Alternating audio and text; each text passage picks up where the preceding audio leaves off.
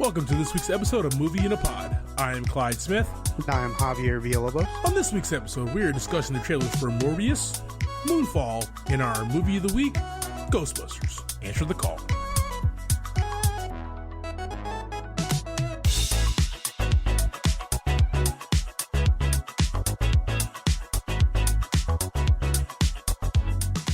Shirt is in frame. I want everybody to know. Work for Stark Industries. I see that. Where'd you get that shirt from? Kohl's. Yeah, dope. Yeah, dude. I was in Kohl's near my job. Nice. Stopped in there before Halloween to get a jacket that I wanted. Good. And it's actually like one of those like puffy vest things. Okay. Yeah, this was sitting right there, and I was like, sold. Been wanting it for a while. Actually, I've been wanting the Star Labs one, and I have not bought one of those yet. Do you have a Star Labs t-shirt? I do not, but I would like one. Dude, yes. I want one more than this one, actually. You know which one I do not want? Wayne Industries. I'm good. I don't need Wayne Industries. Or, whatever Iron Fist's family is. Wait, I don't need them. Well, you never see Wayne Industries swag anyways. You right? just gave me an idea. I mean... We need to make Wayne Industries shirts. Like when you see The Flash, you see Star Labs plastered all over everything. Mm-hmm. And even with Stark Industries, their shit's labeled with everything. It's because both of those places have gift shops, okay? Yeah. Wayne Industries does not have a gift shop, okay? They do not. No, that's what I'm saying. Wayne Industries, it's just the sign on the building, and that's it. That big ass W, right? Yeah, they don't. Everybody wears suits. Nobody wears. There's no casual Friday. Yeah. no casual Friday. That's it. You're right. They don't. They don't have gift shops. They don't sell merch at Wayne Industries. So like when I worked at Wells, right? We have like Wells Wear, which is like the store that we can go buy like Wells Fargo stuff. But your wife has a couple of polos and stuff from them. Yeah, Wayne Enterprises, none of that. Nope, nada. Nope. You don't get any gift bags or little stuffed Batman bears. They don't have those in gift shop. You just work. You get a paycheck. And don't die in Gotham. Those are your three things that you get, okay? that's your job description right there if you work for Wayne. Yeah. Wow. We're cutting that, and that's going to be our clip, by the way. Just letting you know. I love how fantastic that was. How we doing, bro? Doing great, man. How's it going over on your end? Hey, man. Knocked out a Monday. So it's not bad. Not bad at all, man. Let's talk about a couple of these trailers that were sent. Yeah, man. A couple of good ones. Yeah, I think so, dude. Let's start with Morbius, man. The follow-up to, I guess... the Spidey-verse that Sony Columbia is kind of putting together. You know, they have the rights to all of Spider-Man characters. Yeah. So they're kind of building their own kind of weird universe. Yeah, but I mean, after Venom, is it really its own universe anymore? Bro. It's a universe within the multiverse, right? Yeah, it's I think that is a fact. Right? Like, I think they're happening in the same... They're happening in the same world. Yeah. The question is this, okay? Obviously, what happened at the end of Venom, Let There Be Carnage, was kind of funky. It was the snap. It wasn't the snap. What was going on there, right? There was a lot. But the question is this. Did the snap happen in this world, or did Venom incur... Like, it's just a lot of questions, a lot of unknowns. But... we got Morbius here, another abstract character from the Spider universe with your boy in this, man. What'd you think about this trailer, brother? I mean, which boy are we talking about? Tyrese, right? Obviously, yeah, the main character. That's the star, right? That's the star of the movie, dude. Jared Leto, man, another creepy character for him. Yeah. We've seen him do a few of these, and he's always... very good in these roles. Very, I would say, method. Is it called method acting? They really step into to the mind of the character. And I don't see any difference in this movie for him stepping into that role and pushing that boundary for the character. You know, I think this is a good cast for this type of character in the MCU. Yeah, man, I think this is going to be the type of movie where it's either going to be really, really, really good, yeah, or be really, really, really trash. Yes. Now, we got Jared Leto, Michael Keaton returns. We got Matt Smith, Jared Harris, Tyrese Gibson. We got a nice front of the cast, man, which, you know, some heavy hitters in there, minus Tyrese, you know. But what I mean by it's either going to be really, really good or just be, like, trash is it's either going to take... It's probably good. I'm wondering, like, if it's going to take itself too seriously or is it going to be fun?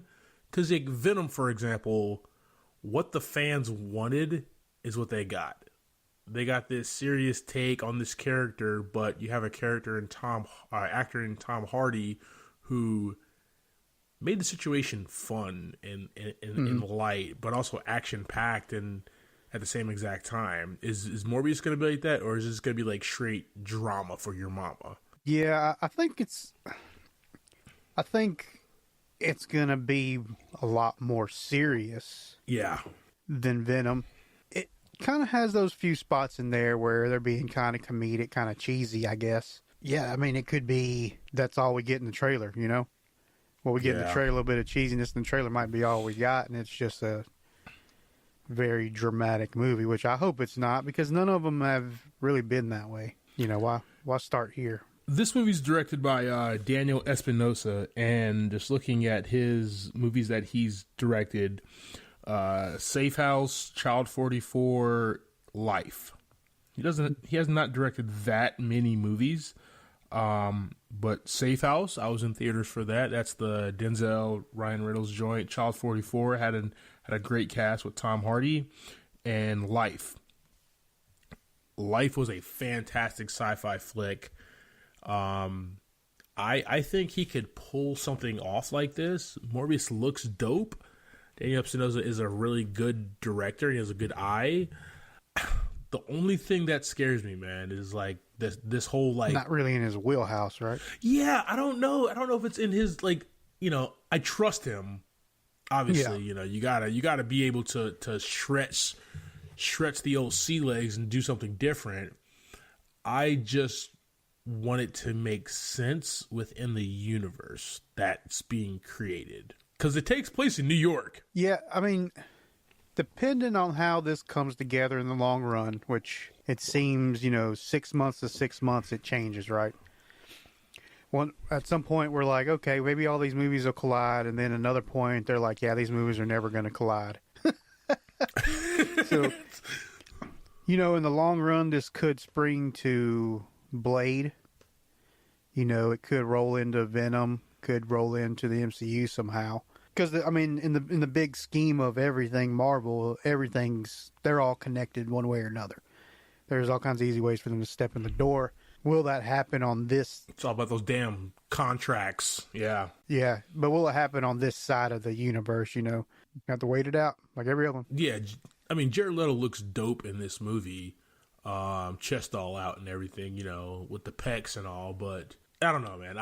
I'm excited for this, but at the same exact time hesitant that, like, episode 1, The Phantom Menace, like, what if this movie sucks? You know what I mean? Like, like, yeah. It's one of those for me, so. Yeah, I mean, even with Jared Leto, that's a kind of a weird step too, right? Because he doesn't really play the jokey guy. We'll see if he's got some comedy chops on him. He might have to go to the Laugh House a few nights, try to get some open mics in, see what's going on. I don't know where the Laugh House is at. That's just the first place that popped in my head.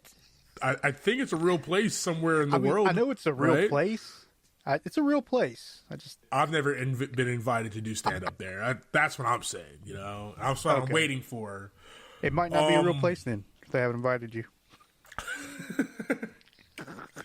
So let's talk Moonfall, man. Yeah, we got this trailer, and this looks like another movie that's going to be in the same vein of like The Day After Tomorrow, 2012, Independence Day, The Colony. Like, it looks like all these movies, and all these movies were done by the same person, Roland Emmerich. Man, he is the master of large scale chaos. He's the director who's given us all these movies where the world's basically going to end unless you do something about it.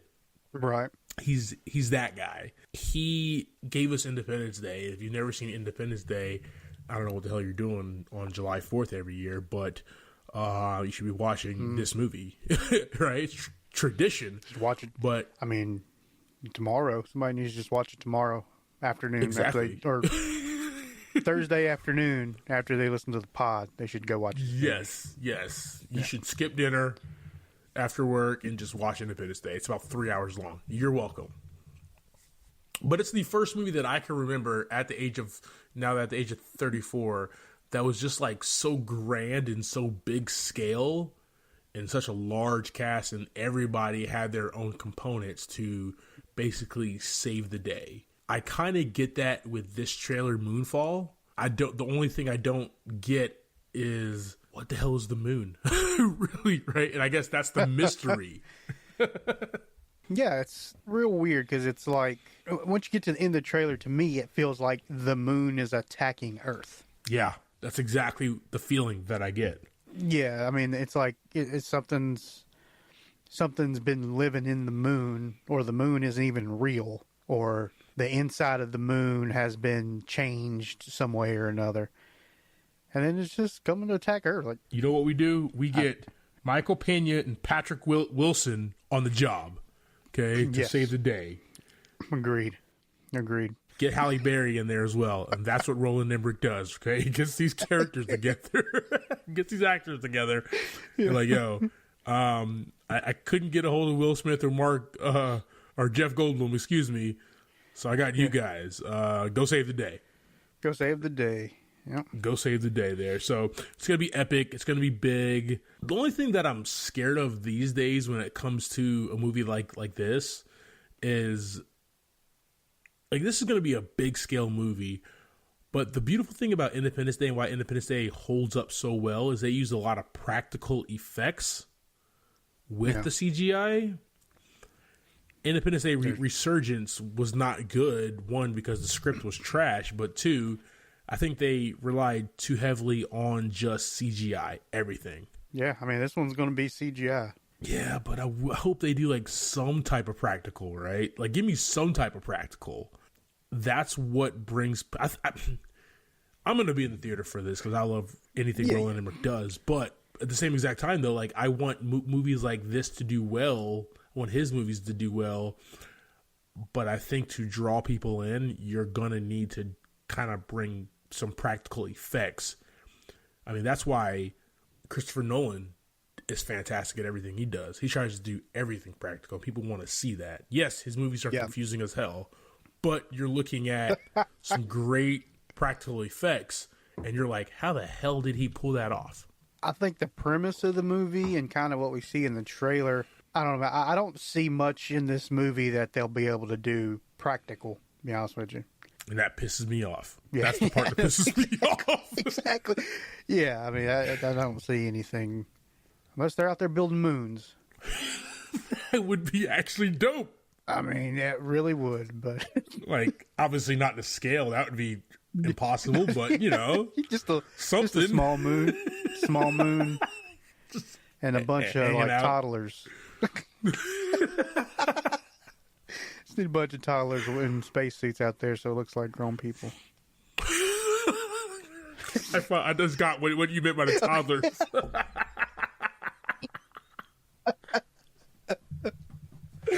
Oh, that's hilarious. That's the scale right there, dude. Yeah. Yep. We went to the theaters this weekend. We checked out that new Marvel movie, man. We saw the right movie this time. We saw the right movie this time at the right time. I will say this, though. I was kind of scared and hectic all day. And I was like, dude, if my ticket doesn't scan, I'm going to be so mad. I'm going to be so mad.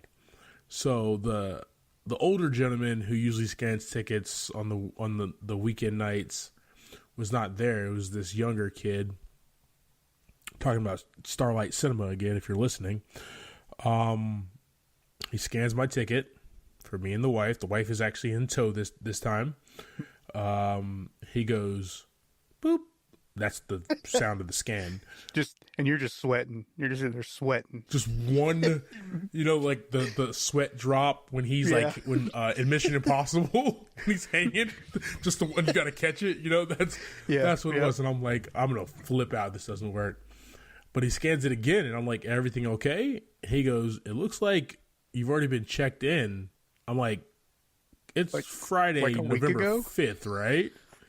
He goes, I mean, yeah, it's Friday and you're good. It looks like you've already been checked in. Like, have you guys been here before? I was like, I've actually been here like 70 times. This is my first time today, though. And he was like, okay, like, sir, calm down. Like, he can tell I was getting a little antsy. Sir, like, you're checked in. You're good. Let's walk that way. He had nothing to do with our situation, but you're getting he had no clue what was going on, right? He's just trying to direct traffic. But, like, I walked away with, like, the Arthur fist, like, like, if this kid said something, I would have mollywopped him, right? I was that anxious and just on edge. He didn't say nothing to me. I don't know. Maybe I can't answer that question. But I will say this. Eternals, we finally saw it. I don't know about you, because we haven't talked about it, because we can't really talk about movies anymore, because we have to leave it for the pod, or else we have nothing to talk about. It's Thursday now. Right? Well, it's Thursday by the time this pod drops. So this was a fantastic Marvel movie, man. And one that is like top 5 for me, bro. It's such a big movie, and it's just doors and windows, everything open to anything they want to do at this point. I thought it was like, the MCU was going to open up with Guardians of the Galaxy and then Doctor Strange, but no, dude. It's even bigger now. Yep. The Marvel Cinematic Universe is the Marvel Cinematic Universe now, bro. It's a universe, and it's multiple universes, and about to be, dude.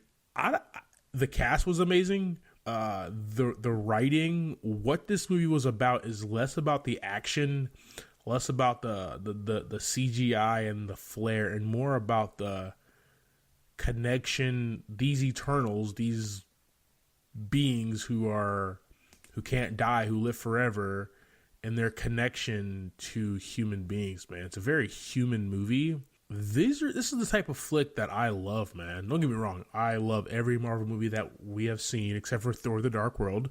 And that's less Chris Hemsworth and more just elves, bro. You had to fight elves, of all things, Chris. You had to fight elves, man. Pissed off elves. Mad elves. And they weren't short either. I didn't like that. They were too big.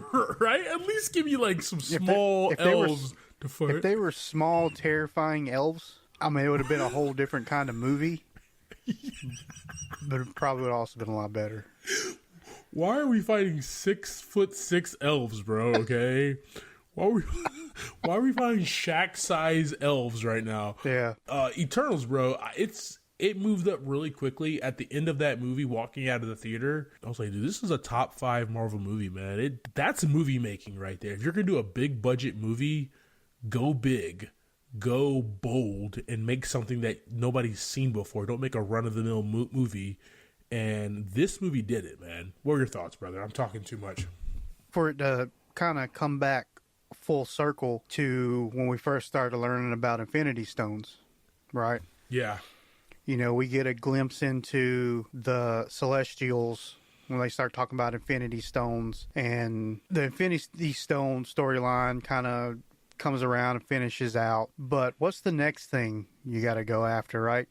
Now we need to learn about who created these Infinity Stones, and this is literally just a direct path into that. Yeah. And, the whole concept of Earth and what the Earth is being used for was pretty wild as well. I don't want to give too much away about it, but the use of the world and the history of the Eternals themselves and the deviants and the way it all kind of is a big circle of things was awesome. And the way they explained it, oh, dude, was very, very good storytelling. This was storytelling I love that you brought that up. This was storytelling in the mold of, we're going to display what's on screen, and we're not going to treat you as an idiot.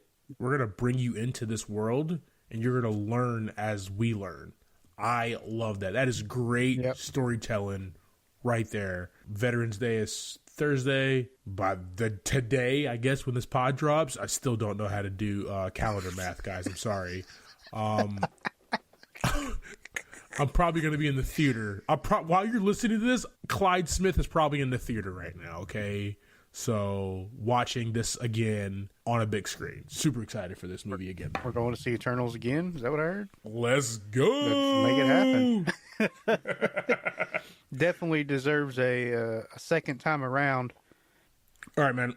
Just want to talk real quick before we jump into the movie. I don't know about you, but I am super excited. The final trailer for the next season 4 of Stranger Things released, and these kids, man, they just grow up so fast. They just grow up so damn fast, bro.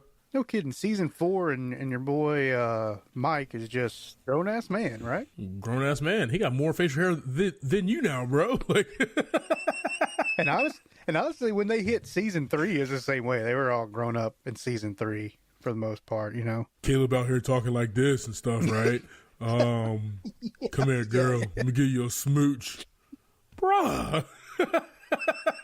Probably the best television, like, overall, that gives you that nostalgia feeling, but also gives you something new with every season.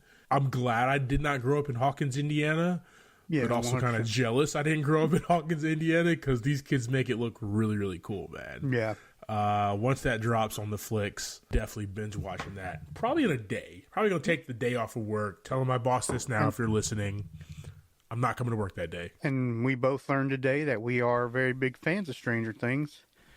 But when you think about it, Clyde, we talk about movies a lot. We don't really get into TV too much. It's usually you talking about Curb Your Enthusiasm and me talking about Supernatural. That's basically where our conversation is. I love Curb Your Enthusiasm. I gotta watch that. I gotta watch the episode tonight, actually. But you are right, though. You are right. When that one pops on, we'll have to keep up with that one. What else do we got coming up, too? Don't we got another Marvel show? Oh, Hawkeye's coming up. Yeah, the little Jeremy Renner led vehicle, Hawkeye. Let's definitely talk about that one weekly, man. Like, I think Stranger Things, we're going to talk about Stranger Things, but let's do Hawkeye weekly. And I hope, you listeners keep up with that. I really like when we do that. That's fun. That's some fun stuff, man. He's on another show, Jeremy Renner. I got to pull it up on Paramount Plus, coming out at the same exact time. And that's going to be good as well, I think. That looks really, really good. And I will be watching that. But yeah, Hawkeye, definitely. And Mayor of Kingstown. That looks like a fly. Really, really slick, dope show. So, gonna be excited about that one. We got some good stuff coming up here at the end of the year and at the beginning of the year. Let's go. Yes, sir. All right, guys. We're going to take a quick break and we'll be right back.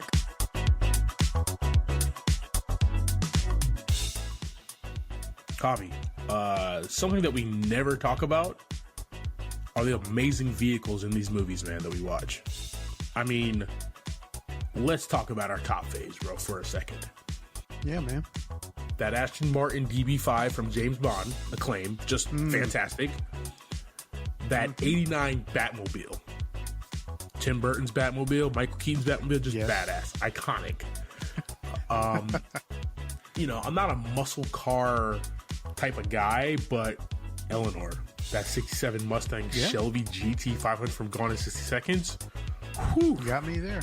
Oh, that's a perfect car, man. And probably super iconic, more than any of those other ones, is that DeLorean time machine from Back to the Future. Yes. Like, that was a character itself, and just fantastic, brother. Just classic dope vehicles that helped out our protagonists get through their movie, man. What are some of your favorites? Of course, the DeLorean. 100% agree with that one. Oh, fantastic. Mine are a lot of muscle cars, man. 1977 Pontiac Trans Am from Smokey and the Bandit. Fire. Dom's 1970 Charger from the first Fast and the Furious. Interesting fact, I have a photo next to one of those cars that I took at Universal Studios when I was younger. Ooh, nice. 1958 Plymouth Fury from Christine. Ooh. And that Ferrari 250 GT from Ferris Bueller's Day Off. Dude, that one from Ferris Bueller's, man, is just fantastic. Yeah. Oh, yeah. What's your favorite? Well, it's going to definitely have to be Dom's Charger overall. Just American muscle. No matter where you go, these things make a statement. Yeah. What about you? Which one would you choose? It's that DB5, man. It's the ultimate spy car. Like, I love James Bond. I always wanted to be a spy. This car has pop-out gun barrels behind the front headlights, revolving license plate, a champagne cooler in the armrest, smoke screen, oil slick. This car just screams badassery, man. Like, I wouldn't use any of those things, but super cool. Let me ask you a question, though. Do you have to have a license to kill to drive it? You know what? You probably should. All right, team. So we want to hear about your favorite movie vehicles. You know the socials. Movie in a Pod on Facebook and at Movie in a Pod on Twitter and Instagram.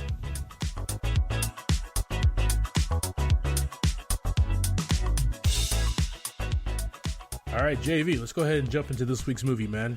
We got Ghostbusters. Answer the Call, Ghostbusters 2016. It was just called Ghostbusters. Some other movies that came out this year in 2016, we got The Fifth Wave, Silence, Nocturnal Animals, Live by Night, The Girl on the Train, Passengers. Me and the wife actually watched Passengers during our honeymoon on Christmas Day in New Orleans. The Accountant, Miss Sloane, War Dogs, and a fantastic, underrated Shane Black Christmas movie, The Nice Guys. Ghostbusters was directed by Paul Feig, written by Kate Dippold and Paul Feig. This thing had a budget of $144 million and brought in $229.1 million in the box office. Did all right. Did okay. We've seen worse. Yes, we have. Yes, we have. Our main cast in this one is lead Ghostbusters. We got Melissa McCartney as Dr. Abigail Yates, Kristen Wiig as Dr. Aaron Gilbert, Kate McKinnon as Dr. Julian Holtzman, Leslie Jones as Patricia Tolan, Chris Hemsworth as Kevin Beckman, Neil Casey as Dr. North, and then I'll mention Andy Garcia as Mayor Bradley. And of course, we had some cameos. They play different characters. They don't play the characters from the original movies. But we had Bill Murray, Dan Aykroyd, Ernie Hudson, Sigourney Weaver, and Annie Potts. You know, I had the biggest crush on Annie Potts when these movies dropped. Dude, oh yeah, biggest crush. Also note, there's cameos through this whole movie. People playing ghosts and stuff like that. It's nuts. There's people everywhere. It's pretty awesome. All right, man. Give us a quick synopsis of Ghostbusters. Answer the Call, man. So we have 4 awesome women and one very handsome gentleman. They attempt to study and battle the paranormal in New York City. They come together to engineer some very dangerous but effective gear to help stop and capture some of the meanest spirits. And somebody has been summoning these to wreak havoc on the city. All right. Let's jump right into this plot, man. In New York City, we got these 4 women who find the existence of ghosts and must work together to stop the 4th cataclysm, which is basically another cool word for an apocalypse. Very cool word, actually. Yeah. A little bit about this movie. This movie actually takes place in an alternate universe where the previous movies never happened. Mm-hmm. We'll talk about that a little bit more when we jump into these characters and everything. The biggest thing for me, man, in the draw for this movie is I come from the school of Josh Whedon. I come from the school of James Cameron. I come from, where they are creators, that there are these male movie and TV creators where they want to empower strong women to succeed, to do the job, to do what the men can do and do it better. I love that. So that was the draw for me for this movie. That's why I was in the theater for this. Also, it's a Ghostbusters movie, and I mean, I have been a Ghostbuster many a times for Halloween, not just as a child, but as an adult. Right. So. Side note, I did see kind of a Kickstarter thing for some full-scale proton packs. We'll talk about that after the show. Let's go. But yeah, let's go ahead and jump into these characters, man. Straight off the top, we got the great, the awesome, the hilarious, right? One of the best like physical comedy actors, female actors. You know, she is as Dr. Abigail Yates, Abby for short. She's a childhood friend of Aaron, Kristen Wiig's character, who continues to work to provide proof that ghosts exist. She's working at this. Her backstory is hilarious. So she's working at this prestigious like college that's only been around for 12 years, and it's like a community college at that point, right? Like, where the dean is like in a Hawaiian shirt, I guess, right? It looks like the rundown high school you would think of when you're talking about like two rival schools. In some kind of like sports movie where you got one school that's like filthy rich and beautiful, and then you have that rundown school where there's like lockers broken and stuff graffitied all over the walls and stuff like that. 100%. That's exactly what this little college looks like when she goes to the building. But like she wrote a book with her childhood friend Aaron about ghosts, and she's still on the hunt, man. She still has that North Star where she's gonna prove to the world that ghosts exist, and she's gonna be the one to show the world. And it's Melissa McCarthy, so everything she does is hilarious. Everything she says is just comedy gold, man. She is definitely the bright spot, one of the bright spots of this movie, and was my second favorite character. Like out of this whole cast, man, she takes the cake. Number 2, big fan.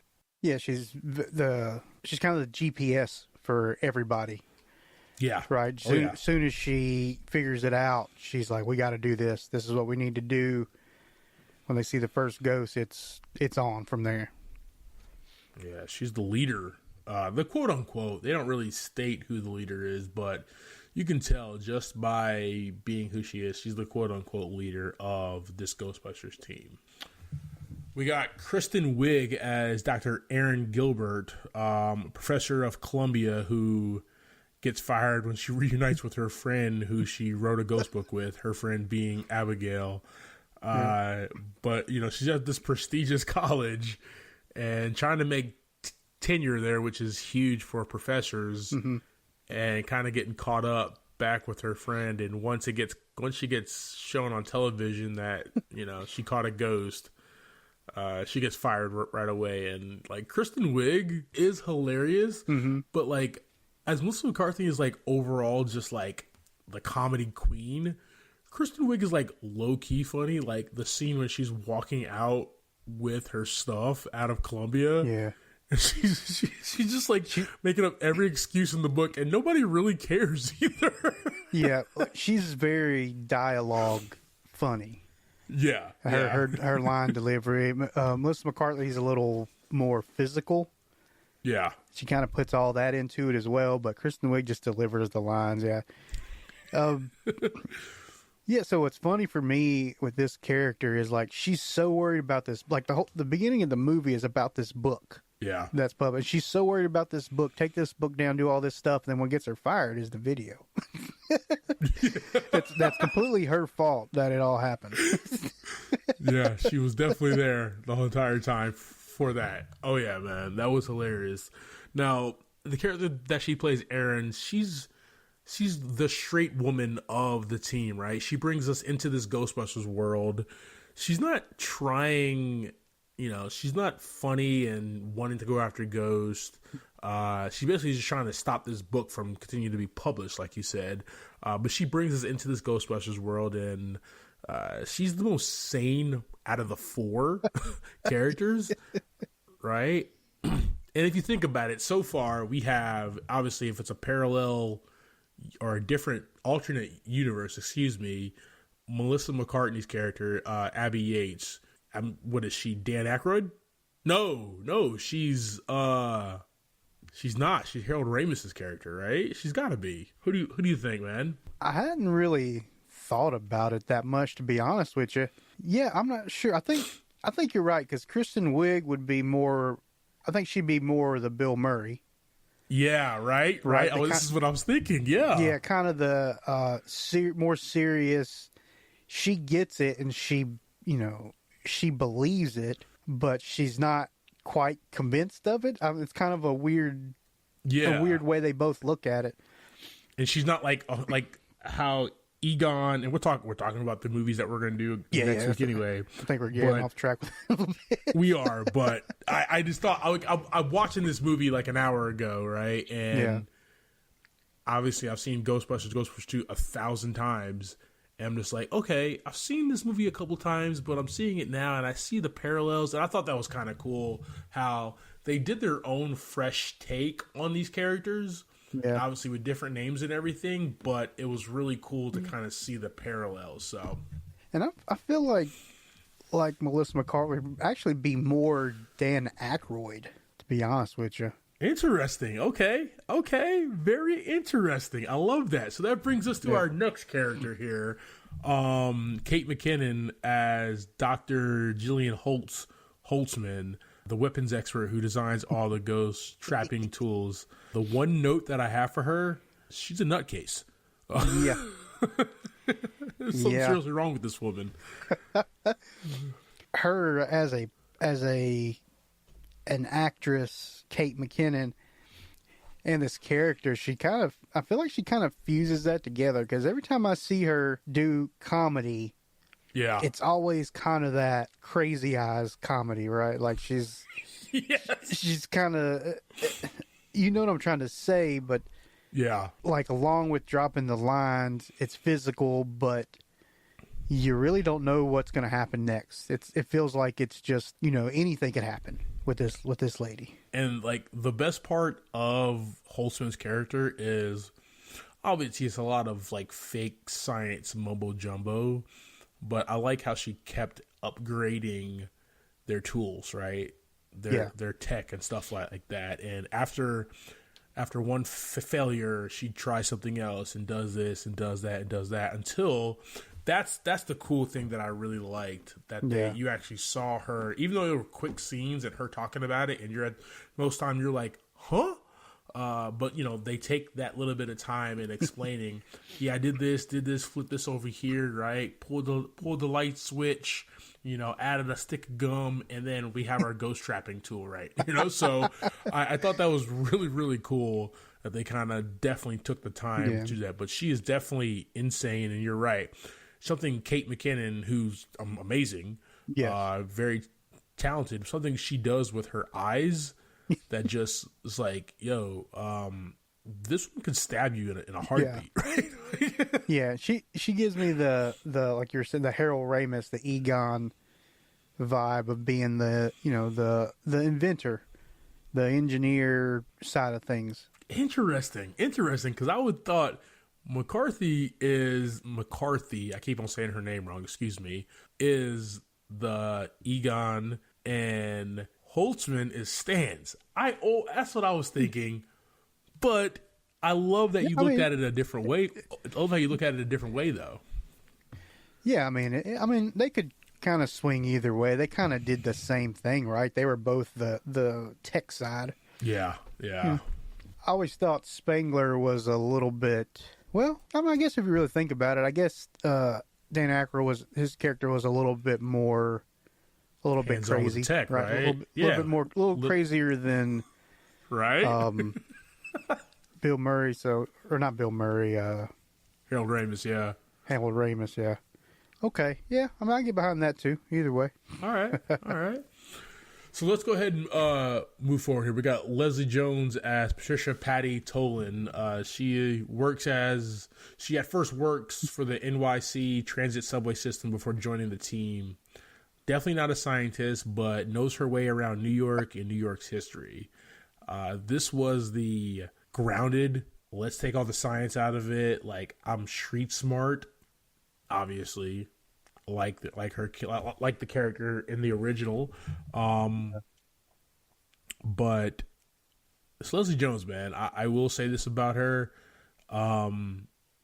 as loud and kind of obnoxious she is at times, she actually had some really good, funny scenes in here, man. I was surprised about that, and she just works as a fourth member of this team, man. Definitely fun. Yeah, she's that. Not a doctor, not always thinking like the technical things, right? She's thinking the street smarts. Yeah. She's using her street smarts, and she also has a car, so that works out too. You're on the team. Yeah, you're on. Yeah. My favorite character, man. I'm just gonna jump in here with Chris Hemsworth as Kevin Beckman, man, the receptionist for the Ghostbusters. Obviously playing the part Annie Potts played in the original, but he plays it slapstick, stupid, dumb, like I feel like gorgeous. They were just kind of like, all right, Chris, we're filming a movie today about Ghostbusters. Let's go. Right? He's like, what direction do you want me to go in? And they're like, we don't care. Just do something. Yeah, just do you, Chris.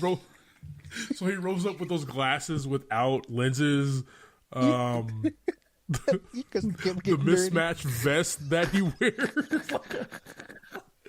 He's just the best character in this movie, man. And you're watching this movie and you're like, oh, okay, Chris Hemsworth. I've seen him do some comedy before, and he's actually really good at it. Let's see how much he's gonna do in this movie. Oh, he's just gonna be the receptionist, and they're gonna go out and save the day and all this stuff. Cool. No, turns it on his head in the beginning of the third act, where he is front and center, the main character, right? At this point, man. And it's Chris Hemsworth. There's nothing this guy cannot do, man. He's Thor, for crying out loud. Fantastic, funny, and just brings it every scene, man. Yeah. So my favorite scene from him, and it's not really a scene, it's actually a little piece of a scene, is the very beginning, man, where he's showing them his artwork, right? His logos for the for the team. And he gets to one that's like a house with a hot dog over the top of it. Yeah. And he's like, what's that? He's like, it's floating like a ghost is holding it. Oh my God, dude. I had to pause it because I just was laughing so hard. And it's just his delivery, and I don't know, dude. It's so ridiculous that it's so funny, and I enjoyed it so much. He goes, well, here's another one. Dude, that's just a sign for 7-Eleven. No, that's 711. Like, right? Like, he's just so good, man. So good. He's just that slapstick, that dry humor, and that delivery, man. With that accent, it's just fantastic. So, big fan of him in this movie. You said you wanted to talk about Mr. Garcia real quick. Oh, Andy. I'm going to have to talk about him. I was just putting him in there because he was a pretty recurring role in the movie as the mayor. Mayor of NYC. Yeah. And Andy Garcia, dude's just the ultimate badass. He took over for the family in Godfather Part 3 and just been kicking ass ever since. Small role here, but, in old Ghostbusters fashion, you got to get the mayor involved. Yeah. The mayor either locks you up or makes fun of you or something of that nature. But Andy Garcia, man, just a cool guy. It has like the dopest like gray. It's not even gray. He has a dope ass white beard, man. One day, when I'm his age. I want my joint looking like that. So I got to finish growing out this facial hair, though. So don't ask for it too soon. It's already happening on my end, homie. No. The sets, the look, the feel of this movie is kind of a bummer to me, actually. As great as the cast is, as great as their interactions with each other are, the world that was built around them kind of looks fake, kind of looks cheap. Yeah. The sets of their, they're above the Chinese restaurant, which is hilarious, by the way. I love that they're in the fire station, can't afford it, so they're on top of the Chinese restaurant. Yeah. She still can't get her damn dumplings or wontons or whatever, but so they have to train in the back of the damn restaurant outside, which is hilarious. The world does not look real. It's just a bunch of sets propped up to kind of save costs and everything, which they could have shot on location and it would have looked more authentic and more real. I don't even think this was really shot in New York. This was shot more in like Boston, I think, Massachusetts, and some places. They used shots of New York, but you just felt it, man, and that kind of made it lack, which really was a bummer for me. If you're gonna shoot in New York, damn it, shoot on location in New York. Yeah, agreed.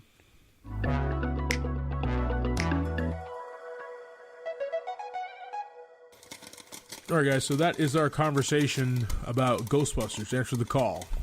Javi, what do you think about this movie, man? How many ratings, how many buckets of popcorn you give it? This as its own standalone movie, take it outside of the Ghostbusters universe, not compared to anything else. I'm going to give it 3 out of 5. The characters are awesome. It was a fun movie, but it was kind of, like you said, the sets and everything kind of made it look a little cheesy at sometimes. Mm-hmm. And that kind of took away from the aesthetic of how we love Ghostbusters, right? Mm-hmm. It's paranormal stuff, but it's going on in the real world. This didn't really put you in, the quote-unquote real world, I didn't feel like. But it was still fun. I'll watch it again. I've watched it a few times before. So, 3 out of 5 for me, man. What's your stance on this one? This gets 2 buckets of popcorn from me, dog. As much as I like the 5 cast members that we talked about, and they were fantastic how they interacted with each other. And Chris Hemsworth just stole the show. He always does. They tried too much with the camp and slapstick comedy for me, where it's like, all right, that was funny, but let's get back to the ghost busting, the paranormal, right? That's where the fun comes in. That's where the engagement of the fans come in, and it's hard because taking as near and dear it's like literally in my heart, Ninja Turtles, Ghostbusters, like 1 and 2, right? Just from my childhood, so it's really tough, from the 80s. So it's really tough to take that away. Obviously, you want to pay homage, you want to go ahead and do your own thing, but I think they just tried too much with the camp and the slapstick. And it was just, it was a lot for me, man. 2 buckets of popcorn. It's so much of trying to be a comedy when the original Ghostbusters, really kept that line really clear, right? Yeah.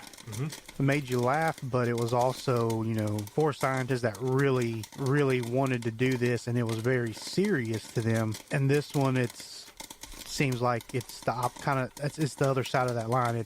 They want to do it, but they're also just trying to have all this comedy and trying to be whatever, and losing that thing we liked about Ghostbusters, which might be a ghost in my closet. I don't really know, because the movie made me feel like there could be. Exactly. Right. Right. This one not so much. Yeah. There's no green goo coming out of anywhere, so I think I'm safe, right? You good, man? You good? Okay. Thank you for subscribing to this week's episode talking through Ghostbusters. Answer the Call.